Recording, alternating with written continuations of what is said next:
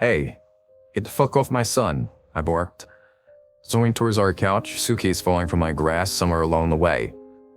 Joey planted a firm hand on my chest as I tried to pass her, asking what my problem was. She insisted I must be exhausted from the flight, that I wasn't thinking straight, but I could feel the subtext. The insinuation was plain as day. She thought I was ass over tits drunk, or worse, right in front of our son, something I promised never to be guilty of again. Heat gathered under my shirt collar. A flush crept up on my face. I was sober, stone cold sober, dry as a goddamn ditch. I mean, she was the one who'd allowed that freak into our home. She was the one who was letting him lunge on our kid's lap like nothing was wrong. How did I know she wasn't on something? Wordlessly, I ripped Joey's hand away and rushed past her. Dad? Dad, what's the matter? It's just Raja, Dad. Tears began flooding. It hurt to make Ike upset. Yes, but that hurt was nothing compared to the fear I felt, the raw, blistering confusion of it all. It was the gentle sparks of a firecracker versus the roiling fireball of a ballistic missile. No contest.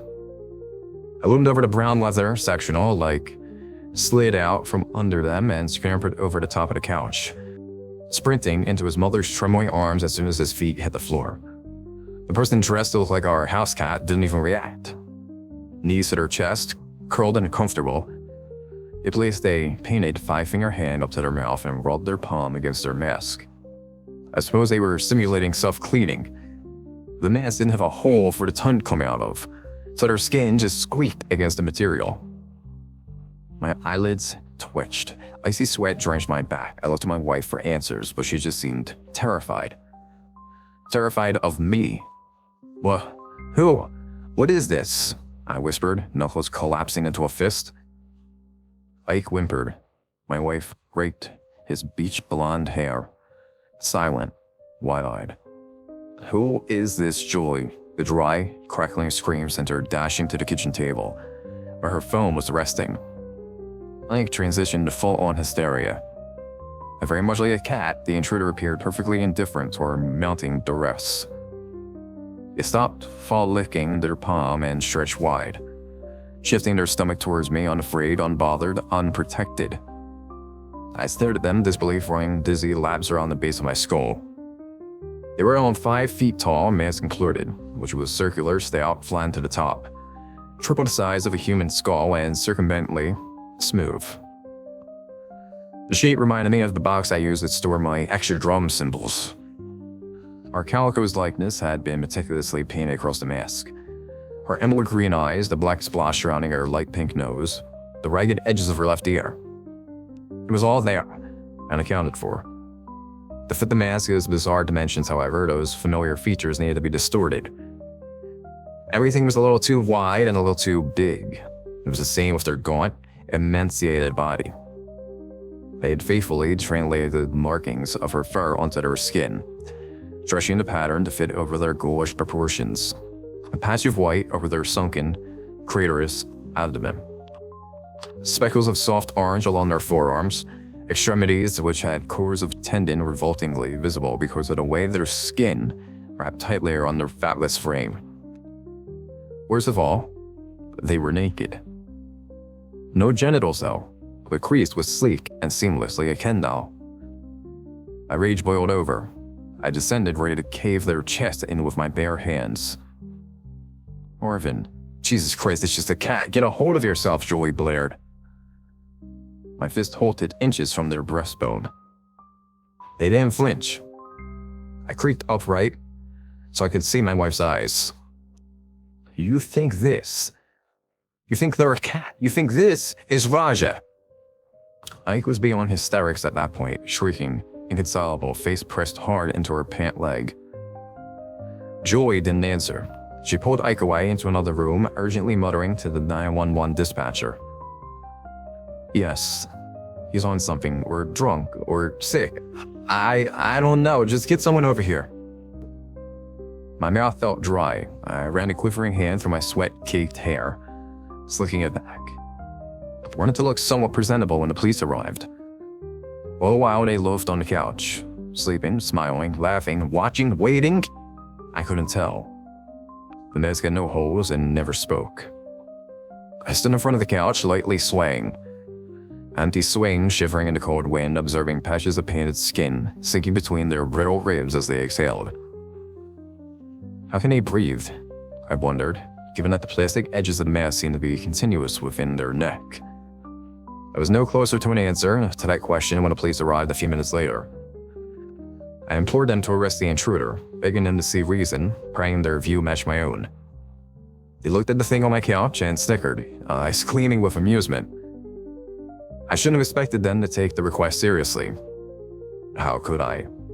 It was just a cat, after all. The police graciously escorted me to an emergency room. Not in cuffs, thankfully, not that time. All the tests were unremarkable. Clear fluid they drew from my spine didn't show signs of an infection agitating my nervous system. The urine drug screen came back positive, but only for opioids. And the doctor expected that, given I was on naltrexone. The med helped dull my residual cravings for my old vices, alcohol and cocaine, but shared a chemical similarly to oxycodone. My kidneys, my heart, my liver, every organ seemed to be in working order. As far as the doctor could tell, there wasn't anything wrong with me, and I hadn't ingested anything they believed could inspire psychosis. But when the psychiatrist asked, I remained insistent. That thing, it wasn't a cat. From there, my trajectory was set. Next stop, Falling Leaves Behavioral Health Hospital. First time wasn't too bad. My fellow captives were tolerable, and the doctors were nice enough. Smart, too. They eventually had me believing I was suffering under an isolated delusion precipitated by extreme stress. Their words, not mine. Initially, I rejected the theory. The more I considered it, though, the more it seemed to click into place. Undeniably, work had been taxing and no one else saw Raja like I did. Occam's razor suggested something was wrong with me, rather than anyone else. Not Ike, not Joy, and not the police. Just me. 5 days later, I was discharged. Ike was ecstatic, jumping up and down in the backseat of our sedan, wrapping a pair of little hands around my shoulders as I clicked the passenger seat safety belt into the holster. Joy was more reticent about my release, but she did a good job faking happiness for Ike's sake. I was the last to enter when we got home. My feet felt thickly calcified to our stone stoop. It took Joy holding my hand to get me inside, practically yanking me over the threshold. The door swung shut behind me. Electricity sizzled up the curves of my neck as I scanned my surroundings. Joy ran her thumb delicately across my palm. The massage was tender and affectionate. I sensed a similar electricity hissing along her skin. She was nervous too, and in retrospect, she had every right to be. I saw no masked intruder. My static calmed. I turned to Joy and shot her a flimsy smile. Then, there was a noise above us. A quiet, inscrutable message. A painful reminder. Knock, knock, knock. My body became a live wire. Joy's thumb dug vicious stigmata into my palm. Having sensed my panic, I glanced up and there they were. Lying prone on the balcony that overlooked our foyer, all but their masks raised in deep shadow. Knocking the poor, oversized facsimile of Raja's skull against the banister's small wooden pillars. Alternating left to right, right to left, left to right. Knock, knock, knock. The lead psychiatrist at Falling Leaves informed me I went absolutely ballistic at the mere sight of our innocent house cat, and that my stay the second time around would be longer. Much longer. I don't recall going ballistic though. I have no memory of what transpired between seeing them again and the point in which I arrived at the psychiatric hospital. All I remember is their terrible, pendulous sways extending onto infinity. A video on the frozen computer screen, constantly refreshing but never righting itself, never moving on, perpetually misaligned and distorted. A part of me never left that moment. A part of me is still there, watching, helpless. Knock, knock, knock. Joy still visited me over the following 3 months, but only weekly, and she wasn't bringing Ike with her. Not only that, but judging by the way her cheekbones had begun progressively sharpening, she wasn't eating. The stress of it all was getting to her, and that fact killed me. At first I pleaded, said things like, "I'm not insane, I know what I saw." And, for love of God, Julie, you and Ike aren't safe. All she did in response was avert her eyes. My pleas were falling on deaf ears. And the only thing those outbursts were earning me was a longer sentence at Falling Lee's Behavioral Health Hospital. It was a tough pill to swallow, but I realized that feigning recovery from my delusion was the most logical step forward. So that's what I did. Slowly but surely, I recovered, even endured during a group therapy session that I had been covertly indulging in some designer, PCP-like drugs. Drugs that wouldn't come up on a routine test, but certainly could send a mind through a proverbial garbage disposal. Psychiatrists seemed to buy it, hook, line, and sinker. 108 grueling days later, my wife brought me home. Her lips twitched as he drove, her eyes were glassy and bloodshot. She lost a significant amount of weight, 20 pounds, maybe more. They were right inside the door when I opened it. Craning on their back beside our welcome mat, body contorted into a lazy stretch, silently beseeching a stomach scratch. I watched her anxiety flourish into outright panic, knees fluttering, breathing sharp and shallow. Her eyes flashed to me, then to what she saw was our defensive cat, and back again, petrified about what I might do. Before she could pull her phone from her bag, I was bending down, rubbing my fingers against their belly. Its skin was doughy, but disturbingly coarse, like partially congealed flour with grains of asphalt mixed into the batter. As I suppressed a gag, I felt the silky touch of Julie's hand on my shoulder. "So good to have you back, Marvin," she whispered. I nodded, still rubbing, the dead eyes that her painted mask pointed at me. Julie walked away. As soon as she was out of earshot, I stood up and retracted my hand, which was now coated in a fine, gray, odorless dust. Something was different about them. Their abdomen seemed fuller than before. The solution to this mess, as I imagined it, appeared relatively straightforward. I didn't need to understand them. I didn't need to know what they were, why only I could appreciate their true form, and what their purpose in my home was. I just needed to kill them. Thus, I needed my family incapacitated, unable to intervene. So I dosed them. 1 milligram of lorazepam for Ike, 4 milligrams of it for Julie. For the record, this was never my vice. I mean, who wants to sleep through their high? Never made much sense to me. Still, I had use for them outside of it as sort of a biochemical kill switch. Having the shakes from alcohol withdrawal? Take one. Coke got you a little too revved up? Take one. Thankfully, I was able to locate a dusty pill bottle stashed under a floorboard in the attic, a relic from my days as a fiend. It wasn't as traumatic as something like chloroform. They both just became incredibly drowsy after downing some spiked lemonade. Neither very interested in having leftovers prior to turning in for the evening. I helped them up the stairs, and that was that. Both were out like a light in no time. Ike told me he loved me. Joey reminded me to feed Raja 3 times. She met her suspicions in the morning, and I figured she'd be distraught to find Raja missing. But I crossed that bridge when I came to it. As I drew Ike's bedroom door closed, there they were, lying on their belly in the hallway, absentmindedly flicking water on their bowl with their seemingly nailless human fingers. That moment was the first pleasurable one I experienced since the whole damn ordeal began. They were making it easy for me. I tiptoed across the carpet, gaze ripped with a beautiful violence, and when I was close enough, I knelt down and straddled the intruder. They writhed, attempting to get out from under me. It was no use. Only then did I experience a brief, smoldering curiosity about what was hidden beneath. I clasped my hands at the point where its mask and neck became indistinguishable, and began wrenching it upwards. A deluge of endorphins set my blood on fire. My entire body radiated blissful warmth. This fever dream was finally going to be over. When the mask started to give, as threads of anchoring started to snap, that's when I heard their howls. Both Joey and Ike wailing in discordant unity. Paternal instinct got me upright. Before my conscious mind could even register the circumstances, I was kneeling beside my son. He was sitting straight up, shoulders tensed the hell and back, eyes rolled into the back of his skull. And God, there was blood.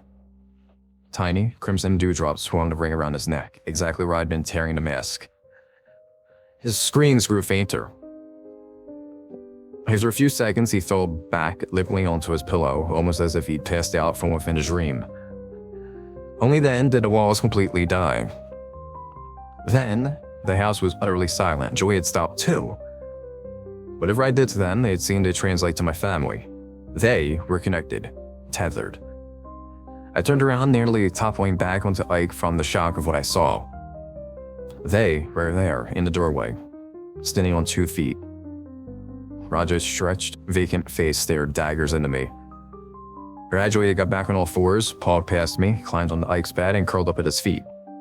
I just stood there, paralyzed. The message was obvious. They didn't need a voice for me to understand. Checkmate.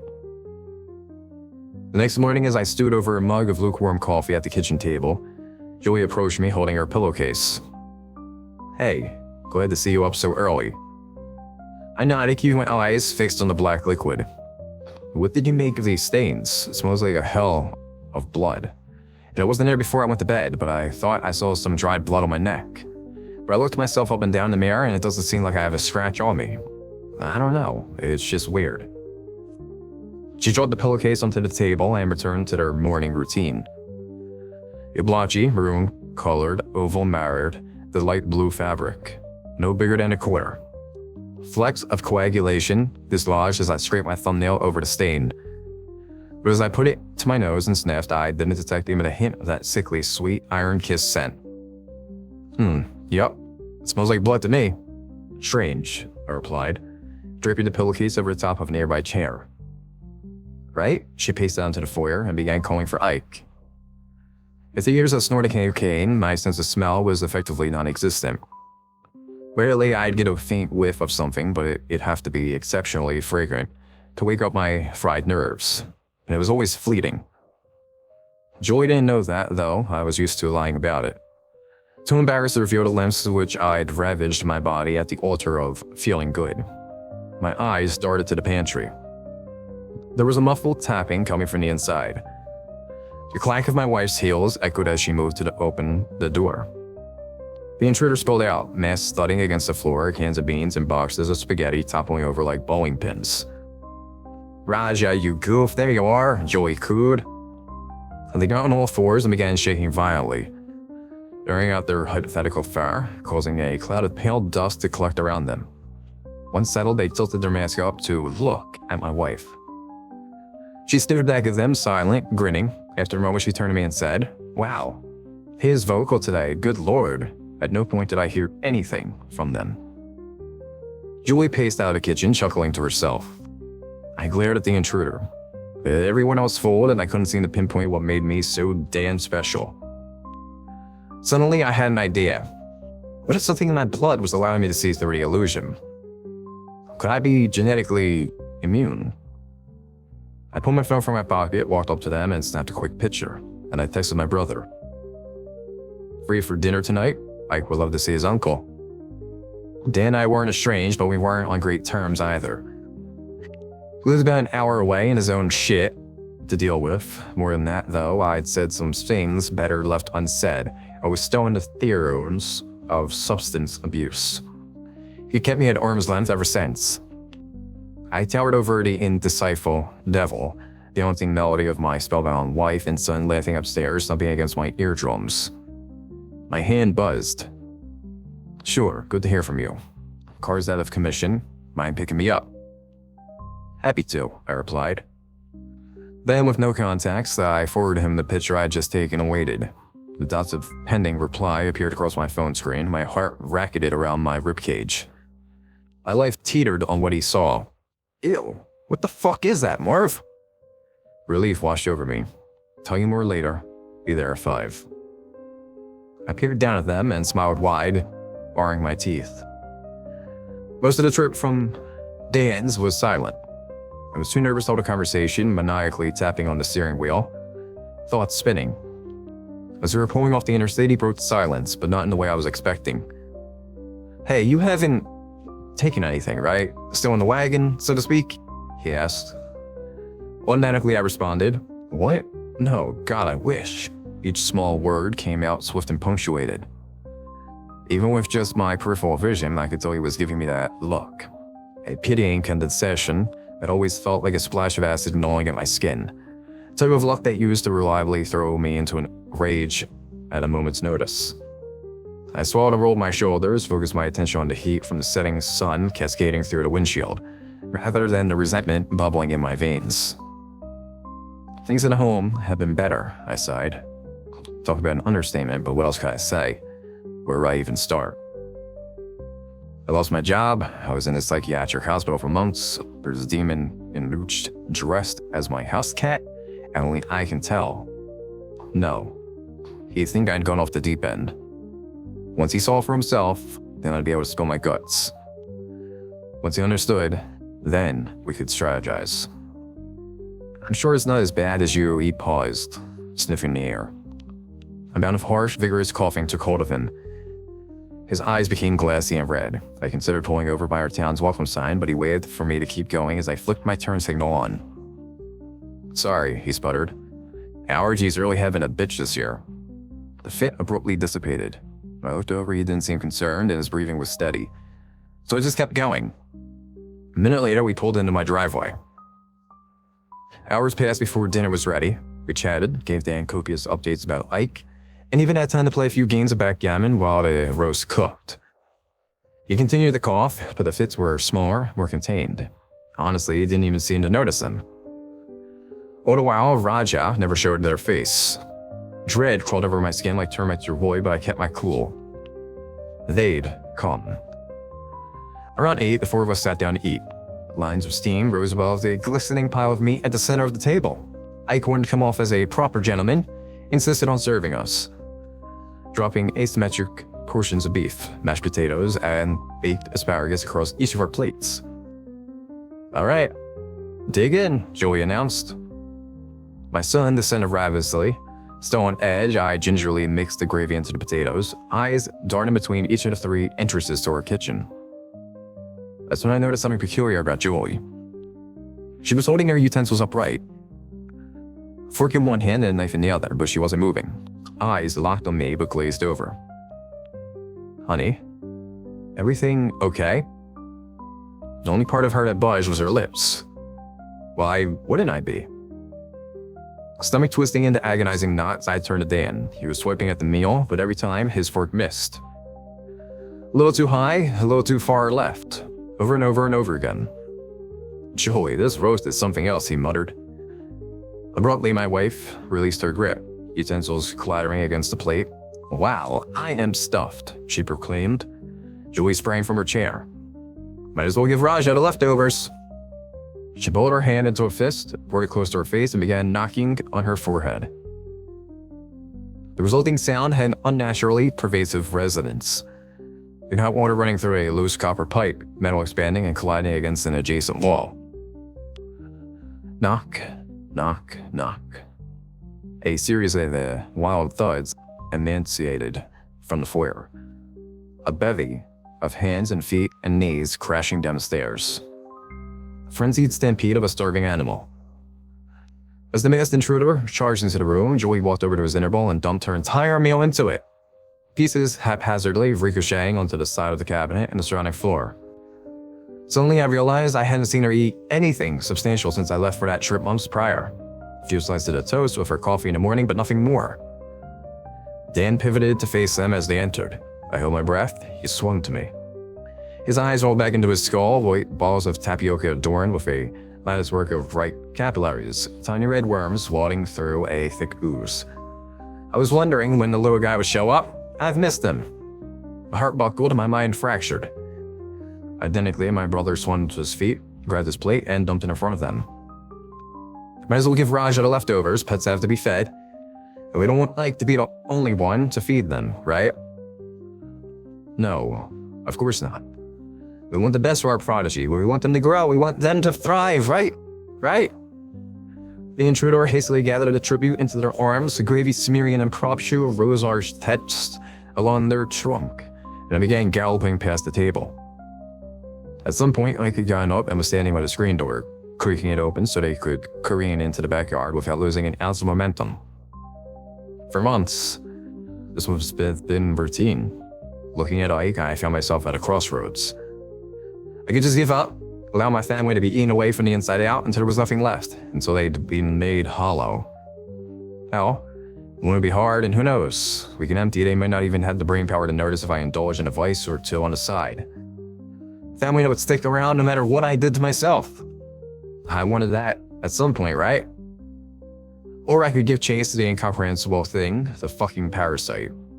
Even if it felt hopeless, completely and utterly insurmountable, I could still try. Blood thrumming, heart burning. I shot up and followed them into the moonless night.